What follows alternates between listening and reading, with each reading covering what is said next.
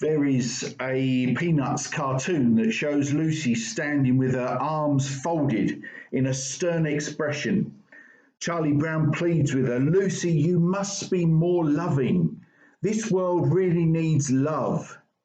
You have to let yourself love to make the world a better place." Lucy angrily whirls around and knocks Charlie Brown to the ground. She screams at him, "Look, blockhead, the world I love. It's the people I can't stand."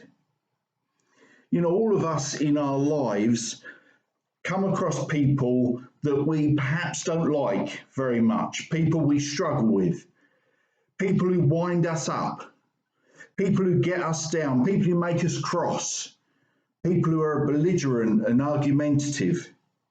Even Christians are allowed to have people in their lives that they perhaps don't really like. There is no scripture that commands us to like everyone, but there are plenty that tell us to love everyone, even those we don't really like. In 1 John it says this, "If anyone boasts, 'I love God,' and goes right on hating his brother or sister, thinking nothing of it, then they are a liar. If they won't love the person they can see, how can they love the God that they can't see?" The command we have from Christ is quite blunt. Loving God includes loving people. You've got to love both. Jesus said in Luke's Gospel, "If you only love the lovable, do you expect to get a pat on the back? Run-of-the-mill sinners do that. If you only help those who can help you, do you expect a medal? I tell you, love your enemies, help and give without expecting in return." And so you might be saying, well, it all sounds very good, but don't I have to like someone before I can love them?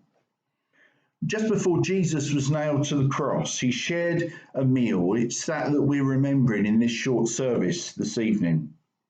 He shared this meal with his closest of friends, one of whom was Judas Iscariot, the very man who this very night would betray him. The Bible tells us that Jesus washed the feet of his disciples. Did that include Judas at this point? Well, I think it did. Did Jesus at this point like Judas? Well, maybe it was difficult to. But did he love Judas? The cross says that he did. This kind of love is not about having warm feelings towards somebody. Tough love is not a feeling, and therefore it doesn't depend on how we feel about other people. We can express agape love whether or not we have feelings for someone. Agape love is an action. When Jesus washed the disciples' feet, he was showing them what serving others really looks like. He was showing them the most powerful thing in the world. At the moment in our world, we're told to keep our distance from others. Phrases like shielding and self-isolation and social distancing are words that we hear all the time at the moment.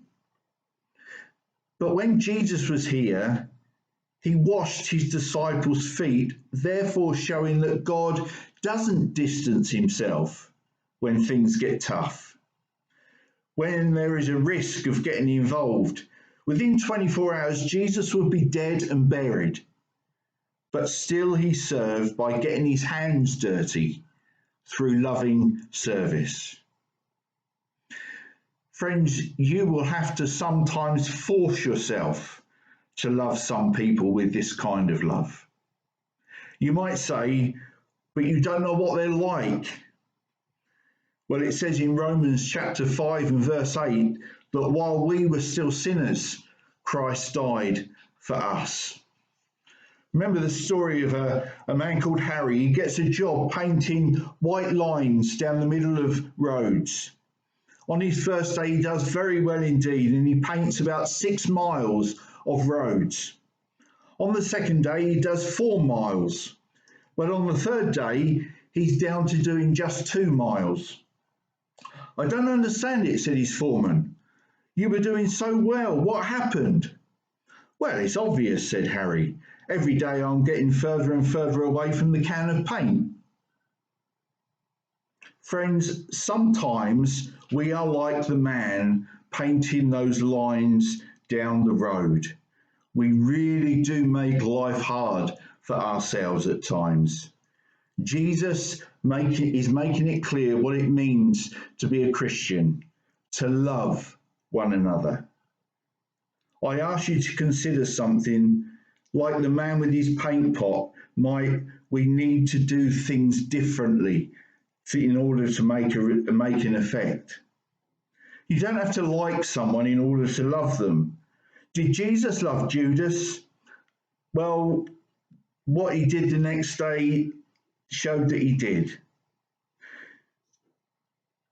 It's a bit like a parent whose child is really winding them up and they say to them, I love you, but right now I am struggling to like you.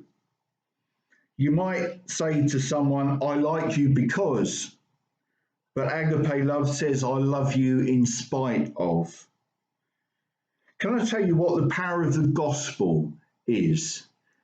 It is love.